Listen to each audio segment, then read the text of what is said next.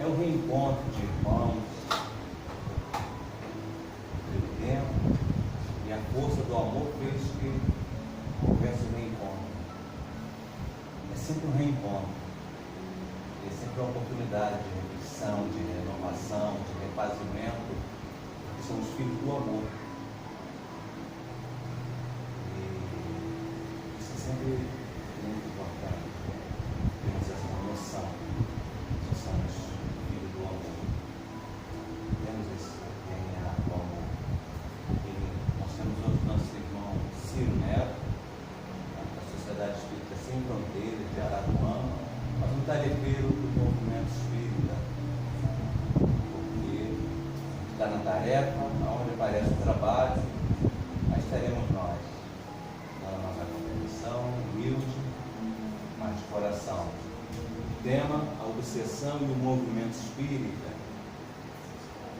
talvez hoje, sob uma nova ótica, um novo prisma, mas sempre existente. Desde os nossos primeiros movimentos de ação passeada espírita, que ouvimos casos, que presenciamos casos, e é sempre bom uma fala que vai trazer a atualidade dessa face do movimento. Nós vamos pedir a reunião que faça a leitura preparatória, logo após ali a prece inicial. No livro Filhos de Deus, psicografado por Divaldo Franco, pelo Espírito Joana de Anjos. Bem de Deus. Teus pensamentos são como sementes que vais depositando no solo da vida. Produzirão sempre de acordo com a qualidade que lhes seja peculiar.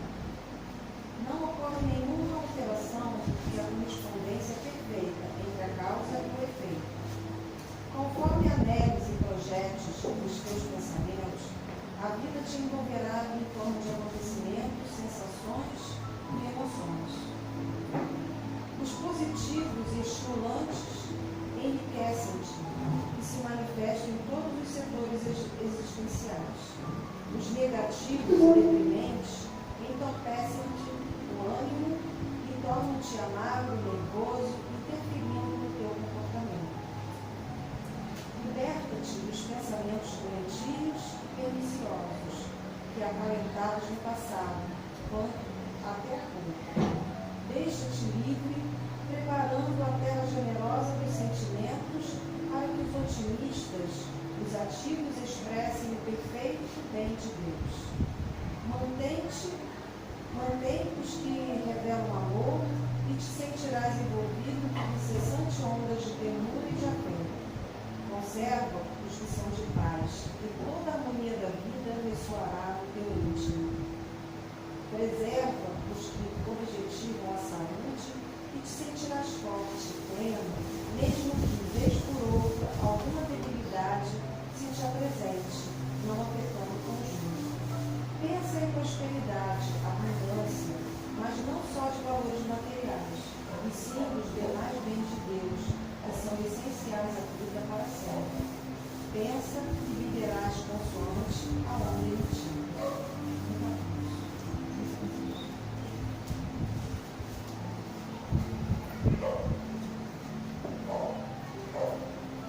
Neste momento, envolvidos por essas vibrações de paz, de amor, de fraternidade, pedimos à equipe de Joana de Anjos, todos os nossos mentores, que nos ilumine, que nos ampare. Pedimos que a equipe de Joana de Anjos desenvolva o nosso irmão Ciro, que suas palavras sejam claras, possamos estar com as mentes abertas para o bom entendimento. E assim, amado Mestre Jesus, envolvidos por essa luz, pedimos também por todos os irmãos que sofrem, por aqueles irmãos que retornaram para o espiritual, pelos irmãos que se encontram nos orfanatos, nos abrigos, nas penitenciárias, em leitos de hospitais, no abandono das ruas. Quantos amado Mestre Jesus, as guerras que matam, que esses irmãos sejam acolhidos e confortados. E assim, que a sua paz possa nos envolver, possamos estar sempre presentes, levando aqueles irmãos que sofrem uma palavra amiga e um consolo. Que esta casa esteja sempre de portas abertas para receber aqueles que aqui vêm. Que a sua paz possa nos envolver, nos iluminar, hoje e sempre, graças a Deus.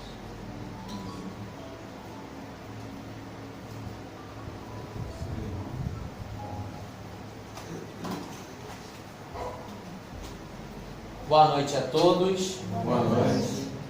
Que a paz do nosso Senhor e Mestre Jesus possa permanecer conosco nesta casa de amor e de paz. Estou vendo tantos rostinhos novos aqui. Estou alegre, contente, né? Porque é sempre bom ver os amigos que a gente fez, mas também fazer novos amigos. E eu me chamo Ciro. Venho lá da cidade de Araruama e trago o abraço querido e fraterno de todos os companheiros da Sociedade Espírita Sem Fronteiras, que é uma instituição jovem também, pequena como essa, acolhedora como essa, e que a gente se sente muito honrado e agradecido pelo convite feito mais uma vez pelo Delvan, para a gente estar aqui dialogando. A nossa intenção essa noite não é vir palestrar. A nossa intenção essa noite não é vir discorrer um assunto, encerrar um assunto, mas é vir trazer algo em torno de algumas falas que nós temos percebido de grandes oradores espíritas, o que vem nos remeter sobre a necessidade da gente pequenininho também, miudinho, também falar um pouco sobre esse tema, observando inclusive a concordância, né, através do controle universal do ensino dos espíritos, porque aí vai um lá na Bahia, outro lá no Rio Grande do Sul, outro lá no Rio Grande do Norte, sempre nos últimos tempos abordando muito essa característica dentro do movimento espírita, que é uma coisa chamada a obsessão, em que Kardec vai narrar, estou aqui apenas resumindo, que é o logro, né? Ou seja, o roubo, vamos colocar dessa forma, de determinadas vontades, né? Alheias ao nosso livre-arbítrio, ou seja, temos algumas das nossas atitudes, dos nossos sentimentos tomados, arraigados por esses irmãos menos felizes. E tentar dialogar algo em torno sobre essa relação da obsessão com o movimento espírita brasileiro, porque, né, é o que a gente conhece, é o que a gente vivencia. E com certeza muitos companheiros, né, vão falar assim, mas Ciro, você vai falar de obsessão na reunião pública? Sim, porque todo assunto, dependendo da forma que ele for abordado, ele pode ser consolador, sim. Qualquer tema, seja um tema mais específico do livro A Gênese, quinta obra da codificação espírita, que é um livro realmente um pouco mais rebuscado, ou mesmo o Evangelho segundo o Espiritismo, que também tem uma grande parte científica, muito pouco analisada, muitas das vezes, pelos oradores que vão abordar algum tema do Evangelho, porque a nossa doutrina ela está sob um tríplice aspecto, que é a filosofia, é a ciência e a religião. Então, quando a gente junta essas três coisas que ela propõe em equilíbrio, com certeza a gente vai encontrar esse consolo que a gente tanto busca. Porque termos as nossas dúvidas respondidas também é uma forma de consolo. Porque não vamos mais habitar nas trevas da ignorância. Não à toa, nosso querido Mestre Jesus, enquanto Espírito da Verdade, no capítulo 6, item 5 do livro O Evangelho segundo o Espiritismo, vai dizer para nós: espíritas, amai-vos, eis o primeiro mandamento, mas instruí-vos, eis o segundo. Então, a necessidade de estudo e conhecimento da doutrina espírita, de pesquisa, como o nosso companheiro Delvan, que é grande pesquisador do nosso movimento espírita e das obras espíritas também. Isso é importante. A gente se preocupa com tantas coisas na vida. Se preocupa com o trabalho, se preocupa com o filho, se preocupa com filha, com o esposo, com o marido, com a saúde do corpo físico. Tudo isso é importante. Mas que horas a gente está parando para cuidar da nossa espiritualidade, para cuidar do nosso corpo espiritual? E se pararmos para analisar bem, se nós não tivermos com os nossos espíritos bons, será que o material vai estar bom? O que vocês acham? Não vai estar. Porque se eu não estou me tratando espiritualmente, se eu não estou cuidando do meu espírito, eu vou cair nas doenças. Não somente na obsessão, mas nas doenças. Depressão, síndrome do pânico. Todas essas que estão aí em voga hoje em dia. Que não é novidade, sempre teve. Quando Jesus virava para Bartolomeu e perguntava: Bartolomeu, por que choras? Era conhecido como que o discípulo chorão. Chorava muito e vivia pelos cantos chorando. Com certeza naquela época ele já passava ali pelas tormentas da depressão. Só que não tinha esse nome bonito, que é o nome, né, atual da doença. Com certeza sob outros nomes e sob outros aspectos. E será que Jesus falou sobre obsessão? Será que Jesus vivenciou alguma situação em que o indivíduo poderia estar obsidiado? Ou poderia estar possesso? Com certeza. Aquele jovem, que horas ele alçava aos céus, era jogado por um lado, era jogado por outro, dizia palavras inefáveis, conforme está lá no trecho bíblico, e que Jesus vai abordar, e ele diz que se chamava legião, pois eis que eles eram muitos. E aí a gente abre um parênteses. Ali era um espírito obsidiado por diversos outros, um encarnado, obsidiado por diversos encarnados. Então, por isso mesmo, nós podemos entender que nós somos acompanhados por uma sociedade desencarnada. Porque quando a gente faz acesso à palavra obsessão, eu estou sendo obsidiado, a gente faz um link, com outras doutrinas tão veneráveis quanto, nós acabamos dizendo assim: eu estou com encosto. Mas às vezes não é um só. Podem ser mais. Porque eles estão altamente organizados. Então não dizemos que o crime na Terra muitas das vezes é também muito organizado? Sim. Porque eles também são organizados do outro lado. Eles têm as suas metas e têm os seus objetivos. Na passagem que Jesus expulsa então ele lá para os porcos, diversas outras passagens, a cura do endemoniado de Gerás e tantas outras, processos ali que foi demonstrado o poder dos espíritos sobre o encarnado, sobre a nossa ignorância. Divaldo Pereira Franco tem uma frase clássica que vai dizer que só existem obsidiados porque existem devedores. E quem aqui não é devedor? Quem aqui não é devedor? Quem aqui já não cometeu um equívoco nessa encarnação mesmo? Já não estou nem dizendo das anteriores. Quem aqui não pode ter cometido algum equívoco nessa encarnação mesmo? Então a gente precisa quitar os nossos débitos, fazer esse resgate através da lei de causa e efeito. E por incrível que pareça, um dos grandes mecanismos divinos que vão nos permitir aquitarmos alguma dívida com esses irmãos menos felizes é a obsessão.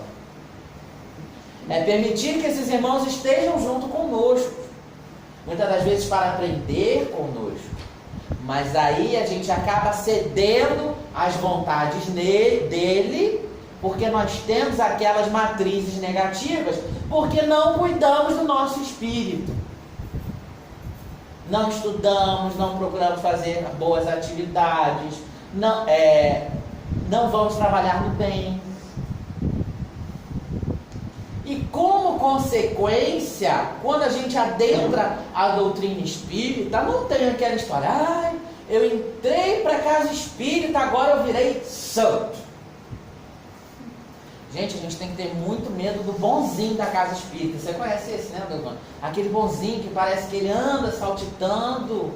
Gente, a gente está no mundo de provas e expiações. Não existe nenhum santo e nenhum bonzinho. Então, quando a gente adentra a casa espírita, a gente adentra com todas essas imperfeições. Com o passar do tempo, com estudo, com prece, com meditação, a gente vai se melhorando. Por isso, justamente, que o termo é reforma íntima. Ou seja, a gente não construi algo do zero. A gente pega aquilo que está aqui dentro e vai trabalhando aquilo, vai reconstruindo aquilo, vai reparando aquilo. E a gente vai melhorando. Só que o que muitas vezes acontece é que a gente adentra a doutrina espírita, mas não queremos largar os maus hábitos, não queremos largar os maus vícios. E às vezes estamos aqui não por um coletivo, conforme está lá na lei de sociedade. Vivemos em sociedade, é uma lei, saber respeitar o outro é uma lei. E a gente acaba não se permitindo a isso e viemos com todos os nossos quereres, com as vaidades, com as nossas ansiedades e queremos estar aqui por nós mesmos. O dia que o Ciro ou qualquer outra pessoa, ou qualquer outro irmão, for realizar uma palestra por ele, está errado. Nós precisamos estar aqui pelo coletivo, porque é bom estar aqui. Nós precisamos coordenar um grupo de estudo, aplicar um passe, porque é bom. Porque é bom. Não porque eu preciso. Porque quando eu coloco porque eu preciso, isso já é um egoísmo. E a gente precisa se libertar do sentimento do egoísmo. No capítulo 11, item 11, Emmanuel, o Espírito de Emmanuel, no Evangelho segundo o Espiritismo, vai colocar para a gente que o egoísmo é a maior chaga da humanidade. Não é uma das, é a maior chaga da humanidade. E às vezes lá fora eu fiquei frustrado, foi um emprego que eu queria e eu não consegui, era uma notoriedade que eu queria e não consegui, mas eu estou vendo que dentro da casa espírita eu consigo isso. Notoriedade, amigos, o famoso clube do Bolinha e da Luluzinha. E a gente às vezes vai percebendo isso nas casas espíritas e a gente vai adentrando isso. E aí a gente acaba inconscientemente sendo levados a frequentar a casa espírita como se estivéssemos frequentando um clube na beira da praia, que tem um monte de clubes, né, na beira da praia. E acabamos sendo levados a isso. Porque adentrar uma casa espírita, adentrar o espiritismo é a renovação de atitudes. É óbvio, é muito bom vir para a casa espírita para fazer amigos, fazer novas amizades.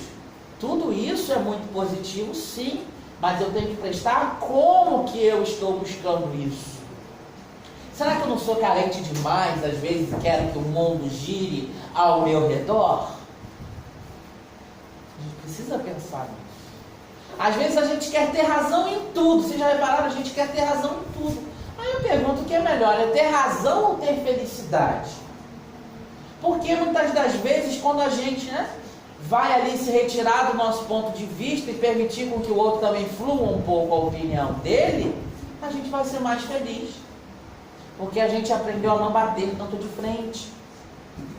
Aprendemos a nos humildar, a verdadeira humildade, conforme Jesus vem ensinar para a gente.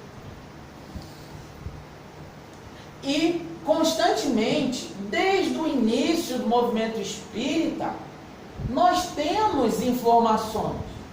Nós temos informações. A gente vai começar fazendo um apanhado desde lá dos tempos da codificação. Kardec, numa benemérita frase, vai dizer para nós que se um dia, olha só, se um dia a doutrina espírita, não a doutrina espírita, o movimento espírita, vamos colocar dessa forma, viesse acabar, a terminar, a encerrar ou a ter problemas, seria por culpa dos próprios espíritas. O espiritismo nunca iria acabar, porque é uma doutrina filosófica, os espíritos vão continuar trazendo, querendo nós ou não. Mas que se um dia esse movimento, movimento dos homens acabasse, seria por nossa própria culpa. Isso já foi Kardec que disse lá atrás. Então, se Kardec já disse isso lá atrás, há 160 anos, isso já seria o suficiente para que hoje a gente pensasse um pouquinho diferente, Delvano. Mas a gente percebe que não. Continuamos com um grande problema. Brigo com o dirigente da casa, abro outra casa. Continuamos com esse velho problema. E isso é um problema generalizado. Vocês acham que realmente, como muitos dizem, a espiritualidade fica feliz quando tem uma briga dentro da casa espírita que funda a outra? Será que isso realmente é saudável? Eu me pergunto, me questiono sobre isso, meus irmãos. Será? Você funda e é como se é como se os guias espirituais fossem junto com ela e a outra casa que ficou que se exploda. Quem é que não conhece uma história de casa que se dividiu por causa de briga? Porque a gente é incapaz de perdoar, porque a gente é incapaz de dialogar, de sentar. Meu irmão, Jesus teve aqui há 2000 e tantos anos falando sobre perdão, sobre misericórdia. E a gente, por quê? Porque eu não estou no posto que eu queria. Isso aqui não é um trabalho material. Quem quiser se elevar, que se rebaixe. Ensinou nosso irmão Jesus. Nós precisamos estar aqui para servir. Nossa querida benemérita Joana de Ângeles tem uma frase clássica: nós não pertencemos à casa espírita, nós pertencemos à causa espírita. Então, meus irmãos, não achemos que a felicidade, que a espiritualidade amiga vai dar pulos de alegria quando abre outra casa espírita por briga. Não. Porque nós fomos incapazes de sentar para dialogar, para conversar. Então Kardec traz isso nos tempos da codificação. Nos anos 30, saiu um livro chamado Voltei, do irmão Jacó. Creio que aqui alguns já tenham lido. Esse livro é muito famoso. Que hoje nós já sabemos que esse irmão Jacó é um pseudônimo para o Frederic Figli, que foi um grande espírita, né, do Brasil. Foi vice-presidente da Federação Espírita Brasileira. E o que acontece com esse irmão? Ele desencarna, e logo que ele desencarna, que ele está ali no seu enterro, ele percebe quem? Obsessores. Mas eu tenho obsessores? Eu fui vice-presidente de casa espírita, servi tanto o movimento espírita. Aí o que acontece? Ele começa a ficar meio tonto, porque ele começa a ouvir as blasfemas desse irmão próximo ao seu caixão. Olha só, hein? Ele é levado ao plano espiritual volitando por ninguém menos que o Dr. Bezerra de Menezes. Pra vocês terem uma ideia de quão grande ele era, mas se equivocou. Porque ele chega no plano espiritual, ele vê lá todo mundo com a luz enorme, aquele facho de luz enorme, e quando ele olha para o peito dele, está aquela luzinha miudinha. E ele começa a não entender por que a luz dele estava tão pequena. E daí ele vai perceber de que muitas das coisas que ele fazia pela doutrina espírita, ele estava fazendo de uma forma exterior, de uma forma superficial, e que ele deixara, vamos colocar em termos até sorrateiros, de que ele deixou muitos buracos que não deveria. Ele não estava fazendo aquilo de verdade. Ele pregava coisas de que ele não praticava totalmente. Ele até tentava. Por isso que ele chegava com a luzinha. E olha, nós estamos falando de um vice-presidente de federação espírita. A gente não está falando da gente aqui que é pequenininho. Então, essa história de obsessão com o movimento espírita não é novidade. Não é novidade. Nós tínhamos um grande médium, porque ele já não é mais médium, como ele está no plano espiritual, né? O nosso querido Júlio César Grande Ribeiro, acho que eu não conheceu. Julinho, para os íntimos, se eu não estiver enganado, desde meados dos anos 50, 60, ele começa a receber ninguém menos que Guilhom Ribeiro, um espírito que também trabalhou na Federação Espírita Brasileira, tradutor da codificação, aquela clássica, aquelas capinhas que todo mundo gosta, aquela mais clássica, ele é tradutor daquelas obras, Guilhom Ribeiro. E desde meados dos anos 50, 60, Guilhom Ribeiro envia, através do Julinho, diversas mensagens. Não foi para o católico, não foi para a sociedade, foi para os espíritas, alertando dos perigos no movimento espírita e que a gente não ouvia.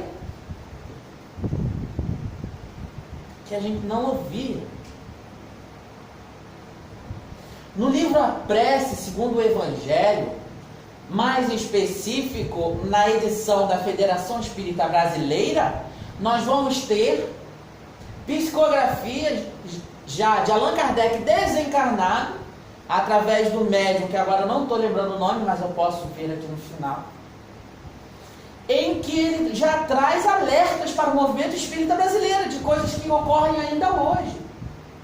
Então, olha só, nós falamos de 1857 até 1950. Olha quanta informação. E a gente dizer que a gente não está sendo avisado pelos amigos espirituais. Porque às vezes a gente parece que está falando, parece que é algo novo, né?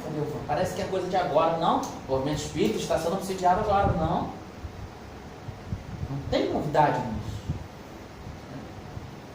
Daí, mais para frente foram surgindo as obras do Chico Xavier, principalmente as de André Luiz. Foram surgindo as obras de Manuel Filomeno de Miranda. Eu sou apaixonado pelas obras de Manuel Filomeno de Miranda.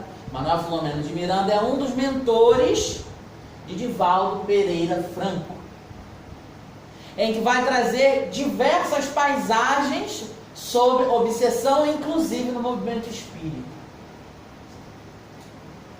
Por quê? O pessoal se impressionou muito com o livro Perturbações Espirituais, que é de 2014. A gente vai chegar nele. Mas antes, Filomeno já deu diversos toques para a gente. No livro de 1995, chamado Trilhas da Libertação, existia um médium. E esse médium, ele começa a querer curar as pessoas, a querer abrir os corpos das pessoas para curar. Algo que não se deve fazer, porque hoje, perante os olhos da medicina, né, da lei brasileira, é ilegal. Se está praticando um ato médico ilegalmente sem ter, né, o devido conselho, o devido estudo para realizar aquilo. Mas ele então, tomado por aquele processo de fascinação, ele é abraçado por um doutor chamado Dr. Hermann Grass, que, enviado por uma falange, olha como eles são organizados, enviado por uma falange menos feliz, para o quê? Para começar a desestruturar os trabalhos do centro espírita que aquele médium frequentava. E Vicente, que era o coordenador espiritual da instituição, estava ali tentando falar com os tarefeiros que o propósito da casa não era aquele, mas se tornou e virou um antro de vaidade. Porque ele virou ali o doutor, o médium virou o doutor que curava todo mundo. Porque é isso que nós queremos ser curados. Nós ainda temos muito 9 leprosos que não voltaram para agradecer Jesus. A gente muitas das vezes quer se curar de um câncer no pulmão, por exemplo, para voltar a fumar. Quer se curar de algum problema estomacal para voltar a comer tudo aquilo que a gente comia. A gente não quer se doutrinar. Então a gente vai buscar esses tratamentos estapafúrdios, vamos buscar os gurus. Vocês já viram, eu já vi que aqui em Arraial do Cabo tem também. Vocês já viram colado? Mãe fulana que joga tarô, mãe fulana que lê a mão, cartomante, não tem? Vocês acham que teria tanto cartaz se não tivesse tanta procura? Vocês acham que não tem espírita lá também, não? Se consultando? Tem? Tem. Então esse médium equivocado, ele começa a desestruturar os trabalhos da casa. E ele não era nada moralizado. Ele começa ali a ter comportamentos relacionados à sua área sexual, à sua área genésica, totalmente desequilibrados. Qual era o tipo de entidade que esse irmão arrastava para dentro da casa espírita para abrir o corpo das outras pessoas, para abrir o corpo das outras pessoas? Até que chegou um ponto que esse próprio doutor Herman, que já não era boa coisa, porque ele foi um médico abortivo, fazia e promovia os abortos, já não conseguia nem mais se comunicar com ele. Já não conseguia nem mais se comunicar com ele. Eis que ele então começa a perder a sua mediunidade, que é a famosa mediunidade suspensa. Então ele se estressa porque o Vicente consegue envolver o dirigente do centro para encerrar aquela atividade. E ele vai embora e carrega umas 30 pessoas com ele da casa espírita. E o que ele vai fazer? Vai fundar um novo centro espírita para poder abrir os corpos das pessoas. Mas Ciro, por que você está trazendo isso? Isso é uma situação? É uma situação, mas ocorre sob diversos outros nomes e situações. Nessa mesma obra, Vicente vai dar um alerta para o espírito de Filomeno de Miranda, muito interessante, dizendo assim: a estratégia dos nossos irmãos menos felizes mudou. Mudou, caro Filomeno. Antigamente, eles incitavam as outras doutrinas a atacarem o espiritismo. Hoje, já não mais. Eles permitem que as pessoas ditas espíritas, que moram na casa da superficialidade, moram na casa da ignorância, permaneçam dentro dos arraiais espíritas para prejudicar o movimento espírita. E temos até informações em outras obras sérias do Filomeno que existem casas espíritas que são erguidas por movimento de sombra para acabar com o movimento de unificação sério. Então olha como que isso é importante a gente refletir sobre isso. Porque eu não posso estar aqui na casa espírita ou no espiritismo com o intuito de ser leviano. Se eu desejo ser espírita, eu vou buscar ser espírita, eu vou buscar estudar, eu vou buscar me melhorar como pessoa, eu vou buscar mais seguir Jesus como guia e modelo, conforme questão 625. Vamos estudar. Antes de termos uma ideia tresloucada, que a gente tem, seria tão bom isso ter na casa espírita. Será que é o momento? Será que é a hora? Será que é uma atividade espírita? Porque meditar é tão bom, é muito bom. Sim, meditar é ótimo.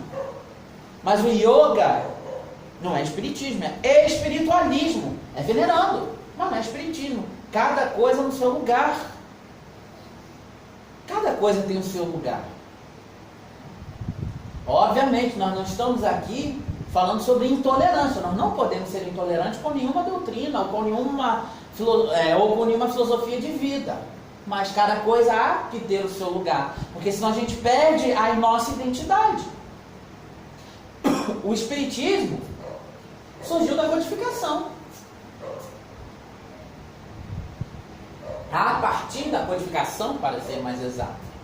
O próprio Allan Kardec é que vai denominar que aqueles que seguem o espiritismo seriam chamados espíritas ou os espiritistas.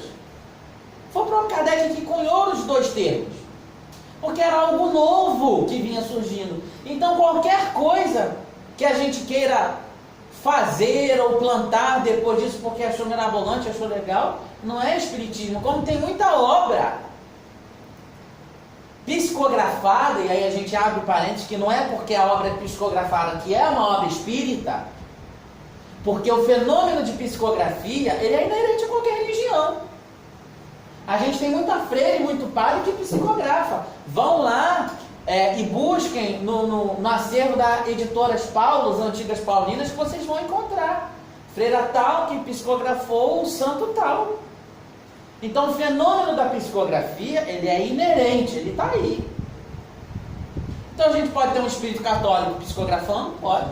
Pode ter um espírito protestante? Pode ter um cientista psicografando? Pode. Pode ter um espiritualista psicografando? Pode. Mas não significa que aquele conteúdo será espírita. E isso está assolando o nosso movimento, porque já tem muita instituição pegando livro de terceira categoria para nortear. A instituição e a obra de Kardec nem existe, a não ser esquecida lá no fundo da biblioteca. Pode parecer que eu esteja sendo um pouco duro, meus irmãos, mas às vezes nos é necessário. Jesus dizia que nós precisamos conhecer a verdade, porque é isso que está acontecendo. A gente está falando muito, vamos ser intolerantes, não vamos ter a intolerância religiosa, não vamos ter.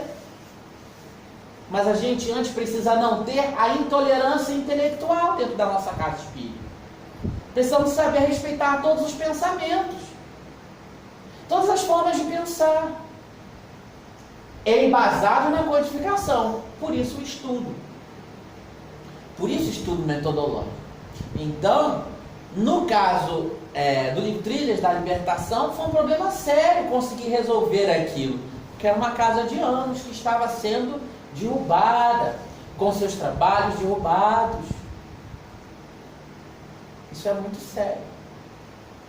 No ano de 2004, José Raul Teixeira, num seminário que está disponível no YouTube, na cidade de Freguesia do Ó, ele vai dizer que certa feita ele estabeleceu um diálogo com o irmão das sombras, que o marcou muito. E resumidamente o diálogo foi: o irmão se apresentou na reunião mediúnica. Todos aqui sabem o que é uma reunião mediúnica, meus irmãos. Se alguém não souber, pode levantar a mão, então não tem nenhum problema. Eis que ele então, dialogando com esse espírito, com essa entidade, essa entidade menos feliz vai dizer para ele: olha, vocês têm uma pequeníssima vantagem sobre nós, mas uma enorme desvantagem sobre nós. Aí Raul Teixeira, curioso, vai perguntar: e qual é essa vantagem pequeníssima? Ele: pois é, vocês se acham uma lamparina enorme no meio da terra quando vocês não passam de meras velhinhas. Estou aqui contando do nosso jeito, o diálogo completo está lá. Vocês se acham muito mais e são apenas uma velhinha. E quando vocês tiram alguém de nós, vocês levam para vocês. Ok, tudo bem. E qual é a grande desvantagem que nós temos? Pois é, porque quando a gente tira alguém de vocês, a gente não traz para a gente permite que ele fique aí na casa espírita com vocês, atrapalhando o trabalho, trazendo a discórdia, trazendo a separação, trazendo a ignomínia, as coisas ruins, as coisas nefastas, para destruir a casa espírita. E graças a Deus, como é bom ver essa casa cheia de luz. Porque isso mostra que o trabalho e o empenho dos dirigentes da casa. O empenho que os dirigentes da casa precisam ter. A gente tem muita coisa assim, mas o dirigente fica no pedestal, não sei o quê. Tem muita gente que quer destruir a figura do dirigente do movimento espírita. Sim. Mas não sabe o trabalho que dá levar uma casa espírita. Nunca teve a oportunidade. E de que talvez se ele próprio estivesse de frente, não aguentaria em um mês, pediria para sair, como se diz popular. Porque não é fácil. Allan Kardec vai nos narrar que o dirigente da casa espírita, ele é o representante espiritual daquela casa. Então quem vai ser mais atacado dentro da casa? O frequentador ou o dirigente? O dirigente. Porque ele é o homem, ou a mulher, respeitando, né, a ideologia de gênero, que estão na linha de frente. E será que cabe a gente ficar arremessando pedra ou cabe a gente quer ajudar a conversar? Óbvio que tem muito dirigente que precisa de conversa, de chamar, de dialogar, que a gente pode melhorar. Sim. Tem muito dirigente responsável? Tem também, gente. Não vamos confundir doutrina espírita, que é perfeita, com movimento espírita. Movimento espírita é feito pelos homens. Doutrina espírita é divina, enviada por Jesus. Está claro a diferença? A instituição espírita foi enviada pelos espíritos. É divina. Deve ser preservada a todo custo.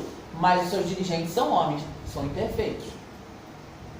Está claro? A gente precisa ter isso em mente. Porque senão amanhã o dirigente da casa espírita ou o coordenador do grupo de estudo teve uma atitude que não foi tão agradável. O que acontece? Eu vou embora. Porque ele não faz nada do que ele fala. Pois é. E você faz, que está saindo da casa espírita? Será que esse que está saindo faz? Por que ele acha que o outro tem que fazer e não ele? O aprendizado da doutrina espírita primeiro é para nós. Quando a gente pega o livro dos Espíritos, um Evangelho segundo o Espiritismo, é primeiro para a gente, quando a gente lê e estuda, não é para o outro, não é para apontar o dedo do outro. Às vezes a gente no Evangelho lá vai lá, abre isso aqui, caia direitinho para fulano. E não traz para a gente. Prosseguindo com esse caminhar do tempo, então vejam essa informação de Raul Teixeira, que coisa. Os espíritos, então, eles permitem que irmãos menos felizes, encarnados, permaneçam aqui dentro. Permaneçam aqui dentro. Então a gente precisa o quê? Olhar, orar e vigiar de Jesus, para que nós não sejamos um desses. Nós somos envoltos de uma nuvem de testemunhas. Tem um velho ditado, diga-me com quem andas e eu te direi quem és. Não é esse o ditado? Mas tem um outro que eu aprendi com o movimento espírita, que é assim: diga-me o que pensas, que eu te direi com quem andas. Como está o nosso pensamento? Será que está produzindo muito pensamento negativo, muita coisa ruim, muita coisa negativa? Se a resposta é positiva, se a resposta é sim, a gente precisa começar a mudar isso, porque a gente está envolto nessa psicosfera. E vamos atrair espíritos afinados com essas mesmas ideias negativas. A gente precisa compreender e entender isso. Então, no ano de 2014, caminhando um pouco mais para frente, na trilogia, que é conhecida como a Trilogia da Transição, ou Trilogia da Transição Planetária, no seu terceiro livro, que chama-se Perturbações Espirituais, que vem encerrar essa trilogia, Filomena de Miranda recebe uma missão de uma grande mentora veneranda, está lá no livro. Muitos creem e acreditam que seja Joana de Ângeles, não está escrito lá, mas como é um carinho tão grande, vem a veneranda, quem nós conhecemos como veneranda, né? A veneranda Joana de Ângeles, tem até um título de livro, né, com esse termo, mas enfim, não está escrito lá. Então, um grupo recebe uma missão, que era Filomena de Miranda, Zé de Menezes, Dr. Carneiro de Campos, em começar a visitar instituições espíritas no orbe terrestre, que passavam por processos obsessivos. E tem uma palestra da Veneranda, que ela faz no capítulo 1, que é lindo de chorar. Ela vai dizer que até os grandes espíritas iriam tombar. Até os grandes espíritas poderiam tombar, iriam tombar. Devido à opressão que o espiritismo vinha sofrendo. E ela fala que oremos muito pelos oradores que vem dizer que Allan Kardec está desatualizado. Talvez alguém aqui já tenha ouvido isso alguma vez. E ela traz esse alerta lá.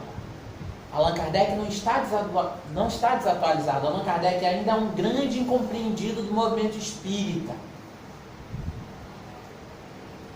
Então ela traz essa informação para a gente.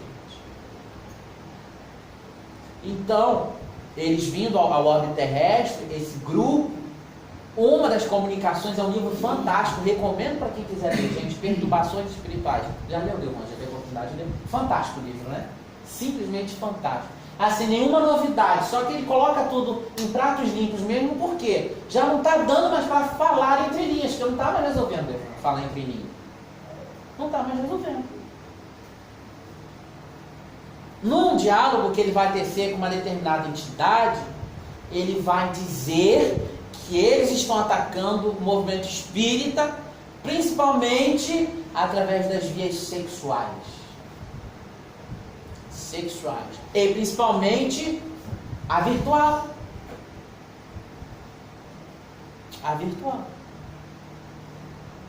Ou seja, tudo isso que nós temos hoje aí, né? Facebook, WhatsApp, internet, tudo isso.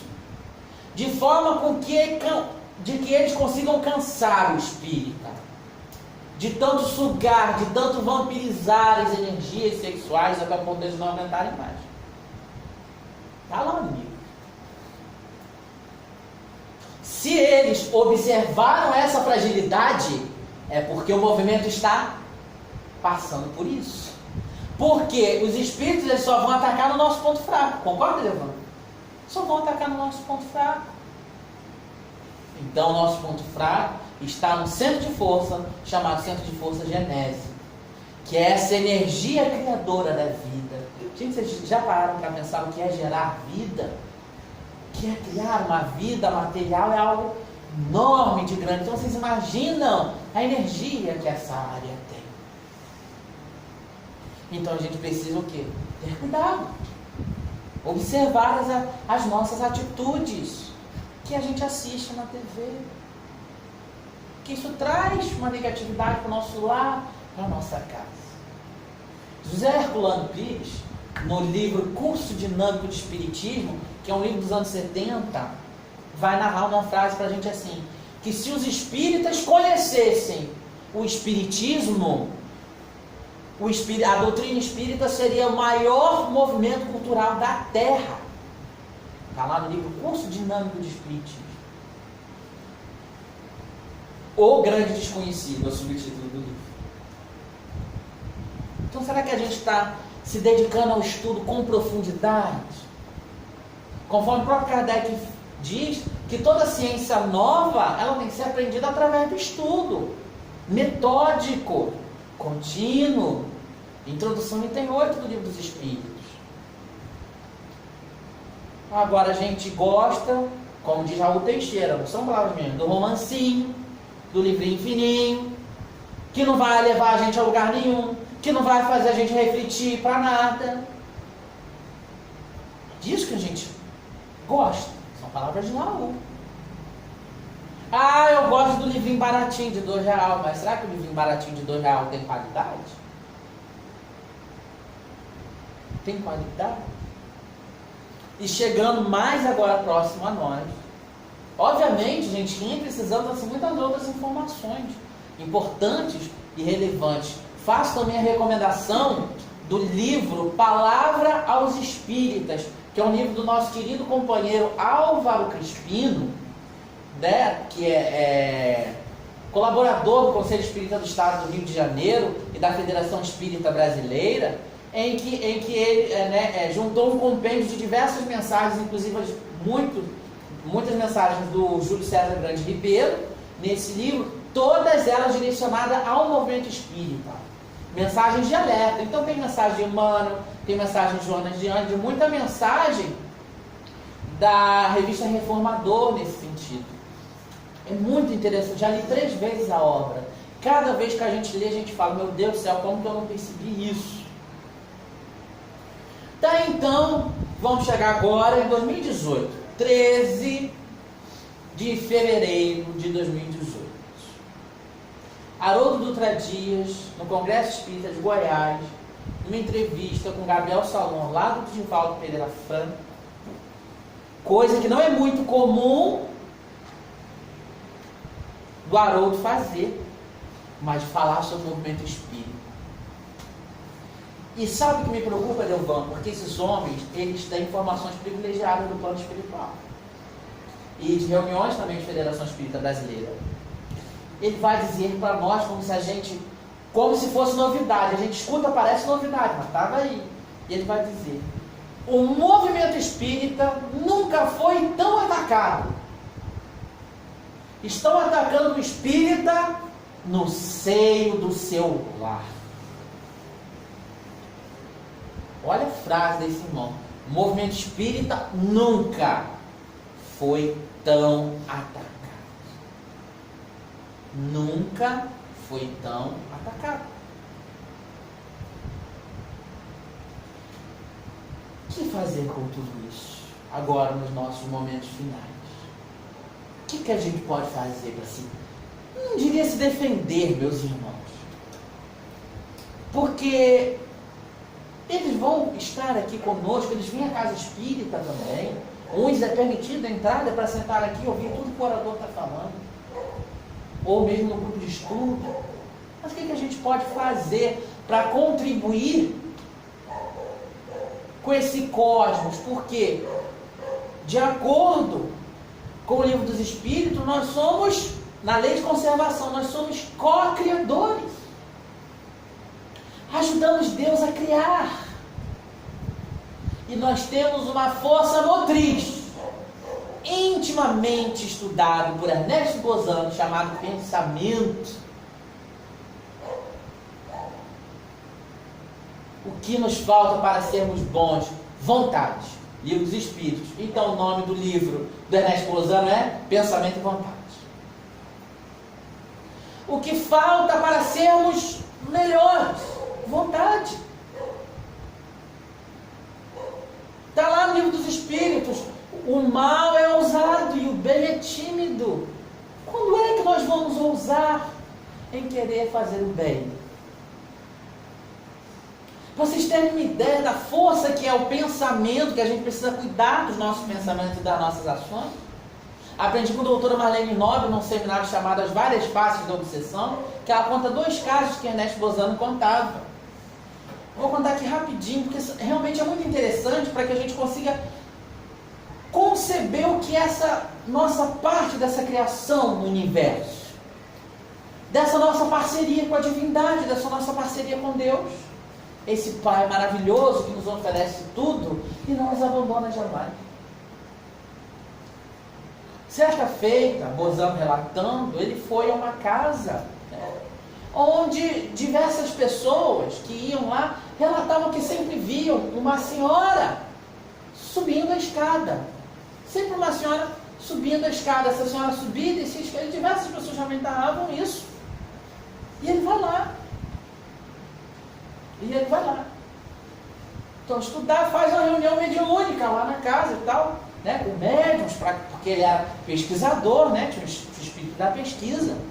E quando faz ali a reunião, se apresenta uma entidade, mas não era da senhora, um espírito, um benfeitor, dizendo: essa casa não tem espírito. Aí ele vai responder: como não? Se todos a veem, alguns médiuns aqui inclusive a veem. O que vocês estão vendo é a forma pensamento dela, é a projeção do pensamento dela, porque nos seus últimos anos de vida, ela foi acometida por uma determinada doença, então ela subia e descia essa escadaria aqui diversas vezes. E o que ficou ali foi apenas uma imagem, uma projeção. Olha que coisa interessante. Olha que coisa interessante. Não tinha espírito. Mas para o médium vidente era espírito, porque ele via direitinho subindo e descendo. Mas era uma forma de pensamento. Olha o poder do nosso pensamento. Numa outra situação, um vilarejo, onde anos atrás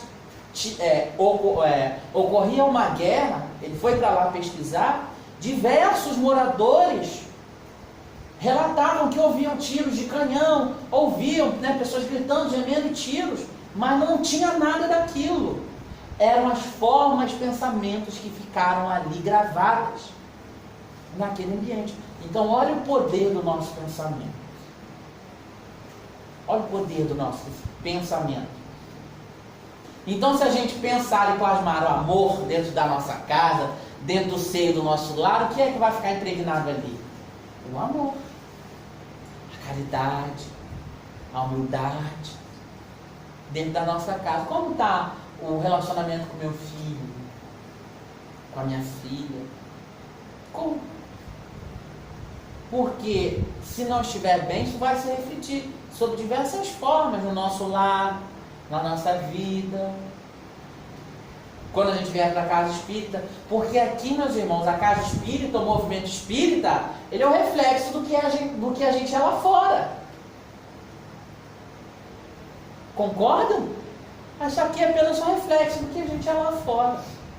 A gente não vai conseguir, porque geralmente é isso que a gente faz. Quando a gente chega, geralmente, na casa espírita ou na doutrina espírita, a gente veste uma capa. Isso é natural, Joana, a gente fala isso pra gente.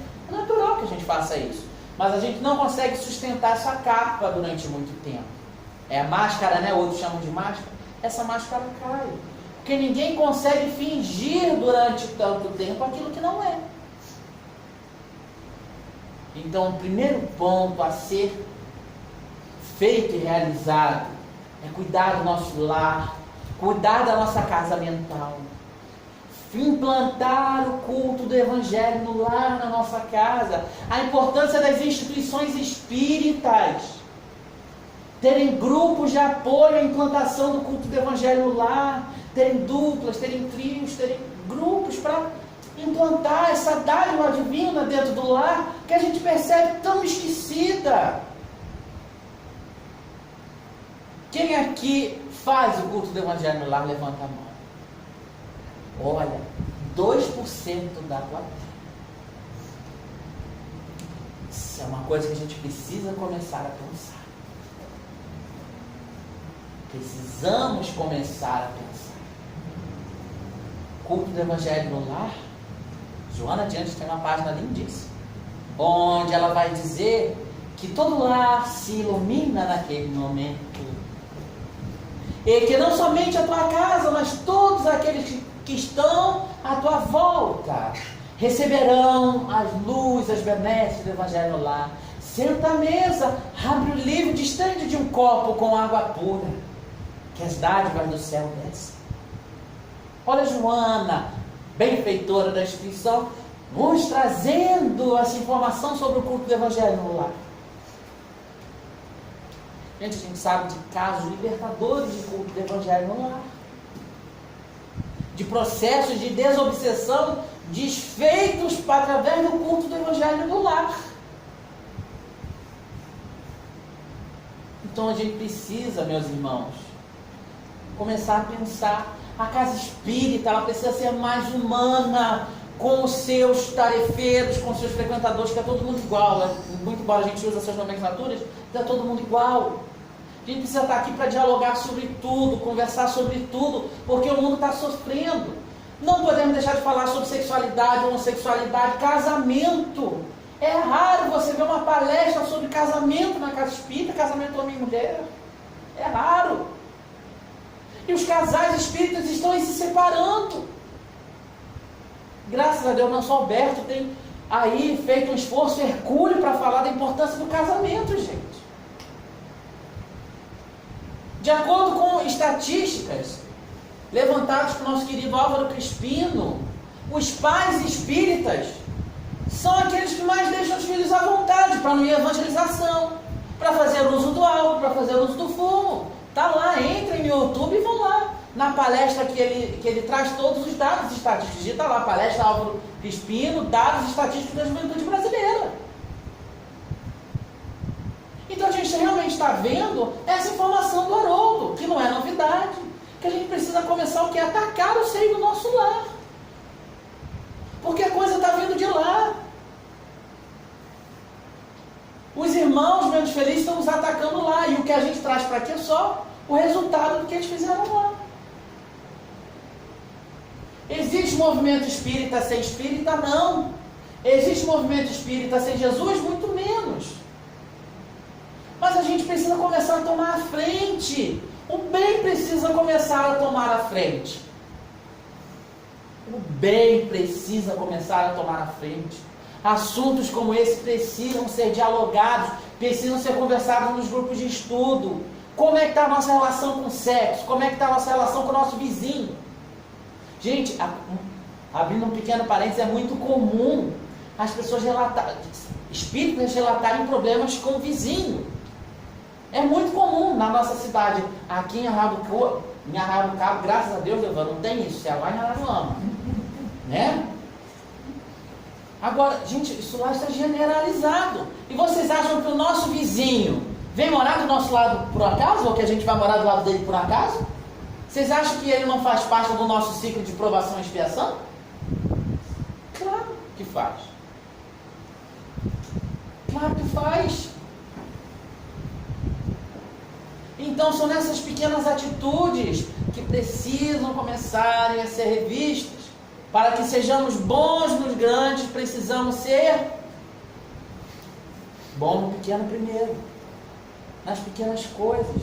Para poder ser bom no grande, conforme Jesus nos ensinou. Mas às vezes a gente quer ter uma casa de 20 andares, logo de cara, né, Deus?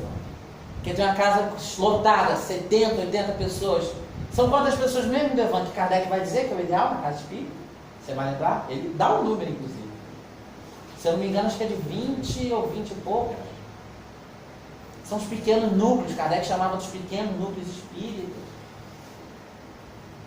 Óbvio, a tecnologia está aqui para nos trazer um bem, meus irmãos. É óbvio que sim. Mas se a gente não souber usar, a teoria atômica foi inventada para quê? Para nos trazer um bem. Mas aí o que fizeram o favor de inventar? A bomba atômica. Então não vamos transformar a internet numa bomba atômica. Vamos disseminar o amor, vamos disseminar a paz. Não vamos compartilhar piadinha de mau gosto com político A, B ou C, ou D ou E ou F. Vamos orar pela nossa situação, pela situação do nosso estado, pela situação do nosso país. Não vamos apontar o dedo, porque eu duvido que alguém aqui faria melhor do que eles que estão lá. Talvez a gente estaria fazendo pior e teríamos sucumbido pior do que eles, porque a obsessão lá é muito maior. E quiçá se não fizemos ontem outras encarnações. E só estamos resgatando na lei de causa e efeito. Deus não é soberanamente. Vocês já pararam para pensar nessa palavra? Soberanamente. Deus é soberanamente justo e bom. Então nada que nos acontece é injusto. Porque se Deus é soberanamente justo e bom, as suas leis são perfeitas. Porque se Deus não for perfeito, é uma coisa errada. Então Deus tem que ser perfeito. Então, as leis provindas de Deus também são perfeitas. Então, se hoje a gente passa para o que a gente tem que passar, é porque há uma necessidade. Transmutamos algumas de suas leis. Precisamos passar pelos que estamos passando. Precisamos levar isso para o seio do nosso lar. E, como consequência, apoiar e ajudar o movimento espírita. Unificar. Precisamos unificar, não é uniformizar. É unificar os pensamentos, unificar o entendimento na doutrina espírita. Allan Kardec, no livro Obras Póstumas, para a gente encerrar, Delvan, tem um texto chamado Projeto 1868, onde ele vai dizer que já não cabia mais a interpretações da doutrina espírita, mas que caberia a nós o quê? Compreendê-lo lá. Ou seja, o que está posto ali já está explicar. Está ali. Já está ali. Então, olha quanta informação nosso codificador mandou para a gente. Quanta informação. Vamos beber dessa fonte. Ah, sim, mas eu tenho tanta dificuldade de ler. Ah, ok, tudo bem, você tem dificuldade de ler. Mas quantos recadinhos você lê no WhatsApp por dia? Então, você não tem dificuldade de ler. Você tem problema em escolher aquilo que lê. Então é um outro problema, não é que você não gosta de ler. Você precisa ter um atrativo para ler aquilo do seu interesse. Isso é um ponto que a gente precisa ver. Tempo de Kardec, meus irmãos, não tinha nem papel direito, não tinha WhatsApp, não tinha Facebook, era uma velhinha. E olha, ele codificou em 19 anos. Hein? Tanta coisa para 19 anos. Vocês imaginem quanto esse homem trabalhou. E a gente está vendo ali, né? As 7 principais. Fora a revista Espírita. Então o homem não parava. Fora as viagens. Com palestras e auxílios. Então, meus irmãos, que a gente possa assim refletir. Peço desculpas se a gente tem aqui exagerado em algum ponto. Mas temos a certeza de que às vezes é melhor sairmos daqui reflexivos, até tristes. Mas que saiamos reflexivos sobre o assunto, sobre o tema, mesmo que ele tenhamos atingido, do que chegarmos aqui e termos uma palestra instantânea onde a gente ri, mas não reflete sobre nada e fica na camada da superficialidade. Desejo a todos muita paz, sinceramente, e que Jesus possa continuar nos orientando e guiando todos os nossos corações. Que assim seja.